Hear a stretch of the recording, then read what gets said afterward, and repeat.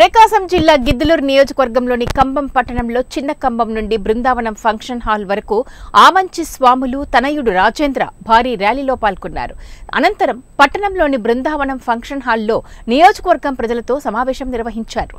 అనంతరం ఆత్మీయ సమావేశంలో ఆమంచి స్వాములు మాట్లాడుతూ తనకు జనసేన పార్టీ అధ్యక్షులు పవన్ కళ్యాణ్ గిద్దలూరు టికెట్ ఇస్తారని ఎంతో ఆశించారని అన్నారు. తనకు టికెట్ రాకపోవడంపై తన సన్నిహిత వర్గాలు ఆవేదన చెందాయని, ఏది ఏమైనా తాను అతి త్వరలో గిద్దలూరు నియోజకవర్గం చారిటబుల్ ట్రస్ట్ పెట్టి గిద్దలూరు నియోజకవర్గ ప్రజలకు సేవ చేస్తూ ఎప్పటికైనా గిద్దలూరు నుండి పోటీ చేస్తానని, అవసరమైతే స్వతంత్ర అభ్యర్థిగా పోటీ చేస్తానని ఆమంచి స్వాములు సంచలన ప్రకటన చేశారు.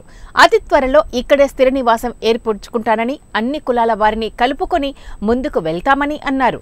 ఏది ఏమైనా గిద్దలూరు నియోజకవర్గంలో స్వతంత్ర ఎమ్మెల్యే అభ్యర్థిగా నిలబడి విజయం సాధిస్తామంటూ ఘాటుగా చెప్పారు. ఇక్కడ చూస్తే గతంలో టీఆర్పీ టైంలో అన్నా రాంబాబు గారిని వేల సంఖ్య మెజార్టీ తోటి ఇక్కడ గెలిపించడం జరిగింది. అలానే నేను కూడా పవన్ కళ్యాణ్ గారికి టీడీపీతో పొత్తు లేకపోయినా సరే నేను గెలుచుకొచ్చి మీకు ఇస్తాను, ఇక్కడ సర్వే చేసుకోండి, ఇక్కడ ప్రజలందరినీ కనుక్కోండి అని చెప్పడం జరిగింది. ఆయన నాకు మాట ఇవ్వడం జరిగింది. అలానే నాదెండ్ల మనోహర్ గారు కూడా మాట ఇవ్వడం జరిగింది.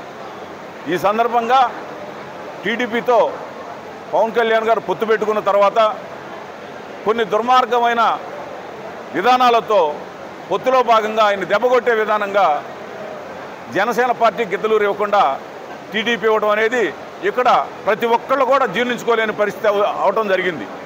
దీన్ని ఖచ్చితంగా రెక్టిఫై చేసుకోవాల్సిన బాధ్యత జనసేన పార్టీకి ఎట్టి పరిస్థితిలో ఉంది.